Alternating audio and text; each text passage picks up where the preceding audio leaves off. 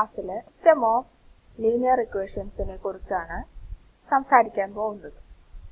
എത്ര തരം linear system ഉണ്ട്, എന്താണ് ഈ സിസ്റ്റം ഓഫ് ലീനിയർ ഇക്വേഷൻസ് എന്ന് പറഞ്ഞാൽ അതെങ്ങനെ മെട്രിക്സ് ഫോമിൽ റെപ്രസെന്റ് ചെയ്യാൻ പറ്റും, അതിന് സൊല്യൂഷൻ എന്ന് പറഞ്ഞാൽ എന്താണ് മീൻ ചെയ്യുന്നത്, ഇത്തരത്തിലുള്ള കാര്യങ്ങളാണ് നമ്മൾ ഡിസ്കസ് ചെയ്യുന്നത്. അപ്പോൾ നമുക്ക് നേരെ ഒരു എക്സാമ്പിളിലേക്ക് പോവാം. Consider the following equations. ഇവിടെ നമുക്ക് 3 ഇക്വേഷൻസ് തന്നിട്ടുണ്ട്. ഈ ഇക്വേഷൻസിന്റെ വേരിയബിൾസ് എന്ന് പറയുന്നത് എക്സ്, വൈ, ഇസഡ് എന്നിവയാണ്. ഈ 3 എക്സ്, വൈ, ഇസഡ് ആണ് ഉപയോഗിച്ചിട്ടുള്ളത്.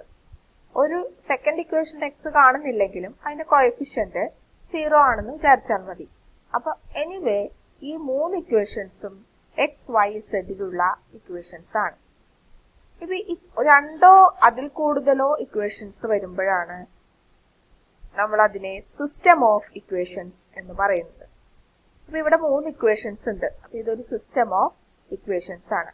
ഇത് എന്തുകൊണ്ടാണ് ഇതിനെ ലീനിയർ സിസ്റ്റം എന്ന് പറയാനുള്ള കാരണം?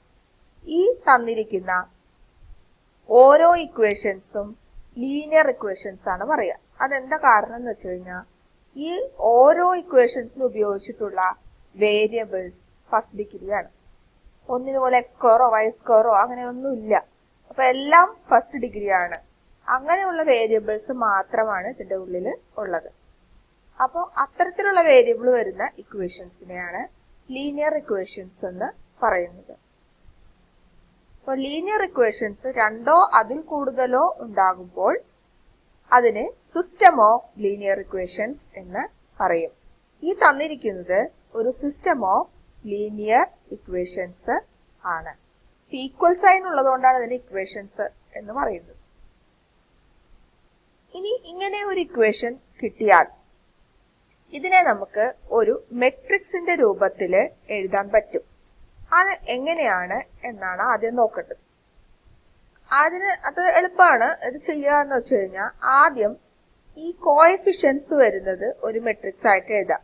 ഇവിടെ എക്സിന്റെ കോഎഫിഷ്യന്റ് എന്ന് പറയുന്നത് 1 ആണ്, വൈയുടെ കോഎഫിഷ്യന്റ് എന്ന് പറയുന്നതും 1 ആണ്, ഇസഡിന്റെ കോഎഫിഷ്യന്റ് എന്ന് പറയുന്നതും 1 ആണ്. രണ്ടാമത്തെ ഇക്വേഷനിലേക്ക് വരികയാണെങ്കിൽ എക്സിന്റെ കോഎഫിഷ്യന്റ് 0 ആണ്, വൈയുടെ കോഎഫിഷ്യന്റ് 2 ആണ്, ഇസഡിന്റെ കോഎഫിഷ്യന്റ് 5 ആണ്. ടേം ഇല്ലെങ്കിൽ അത് 0 എന്ന് എഴുതിയാൽ മതി. തേർഡ് കേസ്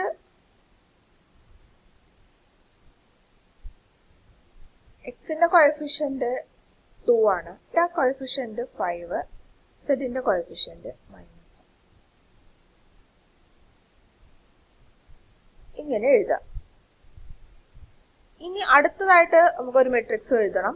അത് ഈ വേരിയബിൾസ് അല്ലെങ്കിൽ അൺനോൺസ് എന്ന് പറയും. അതിന് കോളം മെട്രിക്സ് ആണ്. ഞാൻ തുടക്കത്തിലെ ക്ലാസ്സിലെ കോളം മെട്രിക്സ് എന്താണെന്ന് പറഞ്ഞു തന്നിരുന്നു. ഒരു കോളം മാത്രമുള്ള മെട്രിക്സിനെയാണ് കോളം മെട്രിക്സ് എന്ന് പറയുന്നത്. This is column matrix of unknowns is equal to, ഇനി റൈറ്റ് സൈഡിൽ വരുന്ന കോൺസ്റ്റൻസ് എഴുതാം. 6 - 4 27.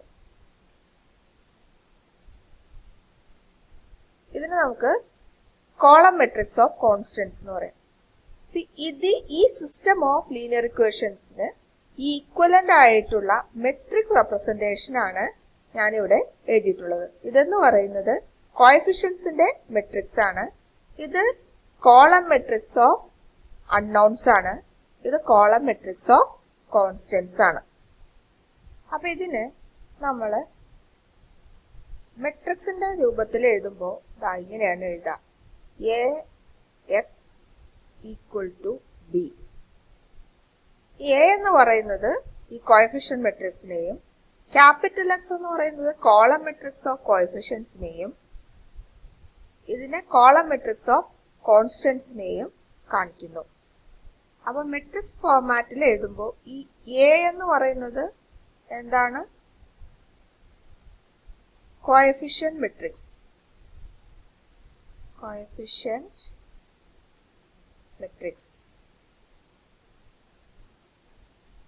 X is column matrix of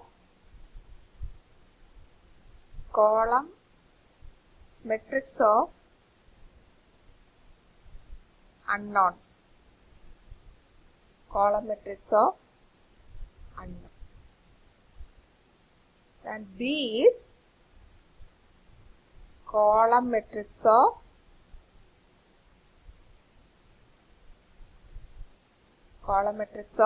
constants. ഇത്തരം കാര്യം കറക്റ്റ് ആയിട്ട് മനസ്സിലാക്കുക. എങ്ങനെയാണ് ഒരു മെട്രിക്സ് തന്നിട്ട് ഒരു സിസ്റ്റം ഓഫ് ലീനിയർ ഇക്വേഷൻസ് എങ്ങനെയാണ് തന്നിരിക്കുന്നത്, അതിനെങ്ങനെയാണ് മെട്രിക്സ് ഫോർമാറ്റിലേക്ക് എഴുതുക എന്നുള്ളത്. ഇനി ഇതിന്റെ സൊല്യൂഷൻ കണ്ടുപിടിക്കുക എന്ന് പറഞ്ഞാൽ ഈ എക്സും വൈയുടെ ഇസഡിന്റെയും വാല്യൂസ് കണ്ടുപിടിക്കുക in such a way that it satisfies all the 3 equations. അങ്ങനെ 3 ഇക്വേഷനെയും സാറ്റിസ്ഫൈ ചെയ്യുന്ന എക്സിന്റെയും വൈയുടെയും ഇസഡിന്റെയും വാല്യൂവിനാണ് എന്ത് പറയുന്നത്, സൊല്യൂഷൻ എന്ന് പറയുന്നത്. അത് കണ്ടെത്തുക എങ്ങനെയാണെന്നാണ് ഇനി വരുന്ന ക്ലാസ്സുകളിൽ നമ്മൾ പഠിക്കാൻ പോകുന്നത്.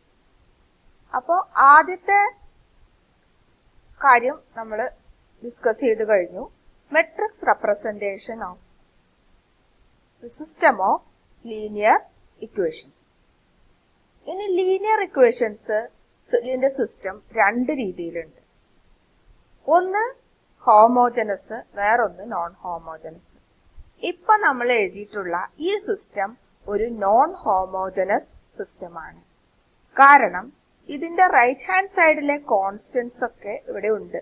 ഈ കോൺസ്റ്റന്റ്സ് ഒക്കെ 0 ആകുമ്പോഴാണ് അതിനെ ഹോമോജനസ് സിസ്റ്റം എന്ന് പറയുന്നത്. നോക്കാം, ലീനിയർ സിസ്റ്റം ഓഫ് ഇക്വേഷൻസ് 2 തരത്തിലുണ്ട്, നോൺ ഹോമോജനസ്, അടുത്തത് ഹോമോജനസ്. നമ്മൾ ആദ്യം കണ്ടത് non homogeneous type of equation ആണ്, Ax ഈക്വൽ ടു ബി. ഈ റൈറ്റ് സൈഡിലെ ബി എന്ന് പറയുന്നത് കോളം മെട്രിക്സ് ഓഫ് കോൺസ്റ്റന്റ്സ് ആണെന്ന് പറഞ്ഞു. ഈ സിസ്റ്റം ഓഫ് ഇക്വേഷൻസ് നോക്കൂ, ഇവിടെ റൈറ്റ് സൈഡില് ഈക്വൽ സൈൻ കഴിഞ്ഞു വരുന്നതൊക്കെ കോൺസ്റ്റന്റ്സ് ആയിട്ട് വന്നിട്ടുണ്ട്. അപ്പോ ഇതിനെയാണ് നമ്മൾ നോൺ ഹോമോജനസ് സിസ്റ്റം എന്ന് പറയുന്നത്. ഇനി റൈറ്റ് സൈഡിൽ മുഴുവൻ 0 ആണെങ്കിൽ big 0 indicates column matrix of 0. ഈ 0 0 0 എന്ന് വരിക. ഇങ്ങനെ വന്നാല് ഈ സിസ്റ്റത്തിനെ പറയുന്ന പേരാണ് ഹോമോജനസ് സിസ്റ്റം. ഈ 2 തരത്തിലുള്ള സിസ്റ്റത്തിനെയും സോൾവ് ചെയ്യുക എന്നുള്ളത് നമുക്ക് ചെയ്യേണ്ട ആവശ്യമുണ്ട്. അത് നമ്മൾ ഇനി അടുത്ത ക്ലാസ്സുകളിൽ കാണും, എങ്ങനെയാണ് സോൾവ് ചെയ്യുക എന്നുള്ളത്. ഇപ്പൊ ഇത്ര മനസ്സിലാക്കുക, 2 തരത്തിലുള്ള ലീനിയർ സിസ്റ്റം ഉണ്ട്. ഒന്ന് നോൺ ഹോമോജനസ്, മറ്റേത് ഹോമോജനസ്. നോൺ ഹോമോജനസിന്റെ form Ax equal to B, ഹോമോജനസിന്റെ ഫോം Ax ഈക്വൽ ടു 0. അടുത്തൊരു ഇമ്പോർട്ടന്റ് ആയിട്ടുള്ളൊരു മാറ്റർ നമുക്ക് ഡിസ്കസ് ചെയ്യേണ്ടത് ഓഗ്മെന്റഡ് മെട്രിക്സ് എന്ന് പറയുന്ന മെട്രിക്സ് ആണ്. ഈ മെട്രിക്സ് എന്താണെന്ന് പറഞ്ഞാൽ a matrix obtained by adjoining column matrix of constants with coefficient matrix of a linear system is called augmented matrix. Coefficient matrixനോട് column matrix adjoin ചെയ്യുമ്പോൾ കിട്ടുന്ന മെട്രിക്സിനെയാണ് എന്ത് പറയുന്നത്, augmented matrix എന്ന് പറയുന്നത്. ഇനി അതെങ്ങനെയാണ് എഴുതുന്നതെന്ന് ഈ എക്സാമ്പിൾ നോക്കിയിട്ട് ഞാൻ പറഞ്ഞുതരാം. ഈ എക്സാമ്പിളിന്റെ കോഎഫിഷ്യന്റ് മെട്രിക്സ് ആദ്യം എഴുതാം. 1 1 1 കോഎഫിഷ്യൻസ് മാത്രം, എക്സ് ഇല്ലാത്തതുകൊണ്ട് 0 2 5 then 2 5 minus 1 2 5 minus 1 സെഡിന്റെ കോഎഫിഷ്യന്റ് -1. ഇതാണ് നമ്മുടെ coefficient obtaining column matrix of constants with coefficient matrix. Coefficient matrix കിട്ടി. ഇനി ഇതിനോട് കൂടി column matrix of constants adjoin ചെയ്ത് ചേർത്ത് എഴുതണം. 6 -4 27. കണ്ടോ, ഇതാണ് കോളം മെട്രിക്സ് ഓഫ് കോൺസ്റ്റന്റ്സ്. നമ്മൾ വേണമെങ്കിൽ ഇവിടെ ഒരു ഡോട്ടഡ് ലൈൻ ഇങ്ങനെ എഴുതും, വരയ്ക്കും. ഇങ്ങനെ കിട്ടുന്ന ഈ മെട്രിക്സിനെ പറയുന്ന പേരാണ് ഓഗ്മെന്റഡ് മെട്രിക്സ്. ഇത് നമ്മൾ സിംബോളിക് ആയിട്ട് എഴുതുന്നത് ഇങ്ങനെയാണ്. കോഎഫിഷ്യന്റ് മെട്രിക്സ് എ ആണല്ലോ. Coefficient matrix column matrix of constants B എന്നുള്ള ഫോർമാറ്റിലാണ് എഴുതുക. ഇങ്ങനെ ഒരു സ്ക്വയർ ബ്രാക്കറ്റ് ഇട്ട് എ ബി എന്ന് എഴുതും. ഇതിന്റെ format A X equal to B എന്നുള്ളതാണ്. നമ്മൾ നേരത്തെ കണ്ടതാണ്. അപ്പൊ ഇതിൽ എയും ബിയും കൂടെ ജോയിൻ ചെയ്ത് എഴുതി കഴിഞ്ഞാൽ കിട്ടുന്ന മെട്രിക്സിനെ പറയുന്ന പേരാണ് ഓഗ്മെന്റഡ് മെട്രിക്സ്. ഇത് നമുക്ക് ഇതിന്റെ സൊല്യൂഷനിൽ ഇമ്പോർട്ടന്റ് റോളുള്ള മെട്രിക്സ് ആണ് ഓഗ്മെന്റഡ് മെട്രിക്സ് എന്ന് പറയുന്നത്. അടുത്തത് ഗോസ് എലിമിനേഷൻ മെത്തേഡാണ്. ഇതിന് റോ റിഡക്ഷൻ മെത്തേഡ് എന്നും ഒരു പേരുണ്ട്. ഈ മെത്തേഡാണ് സാധാരണ നമ്മൾ ഈ ഹോമോജനസ് സിസ്റ്റം ആയാലും നോൺ ഹോമോജനസ് സിസ്റ്റം ആയാലും അത് സോൾവ് ചെയ്യാനായിട്ട് ഉപയോഗിക്കുന്നത്. Goes elimination method is an algorithm in linear algebra for solving a system of linear equations. It is usually understood as a sequence of elementary row operations performed on the corresponding matrix of coefficients. നമ്മൾ കണ്ടുപിടിച്ചു വച്ചിരിക്കുന്ന coefficient മെട്രിക്സിൽ ഒരു series ആയിട്ട് അല്ലെങ്കിൽ ഒരു sequence ആയിട്ട് ഈ elementary raw operations perform ചെയ്ത് ആണ് ഈ മെത്തേഡ് ഡെവലപ്പ് ചെയ്യുന്നത്. അങ്ങനെ അവസാനം നമുക്ക് ഈ മെത്തേഡ് ചെയ്ത് അവസാനം നമുക്ക് അതിന്റെ സൊല്യൂഷനിലേക്ക് എത്തിച്ചേരാനായിട്ട് പറ്റും. ഈ മെത്തേഡിനെ കുറിച്ച് കൂടുതൽ കാര്യങ്ങൾ നമ്മൾ അടുത്ത ക്ലാസ്സിൽ ഡിസ്കസ് ചെയ്യും. Thank you. Have A nice day.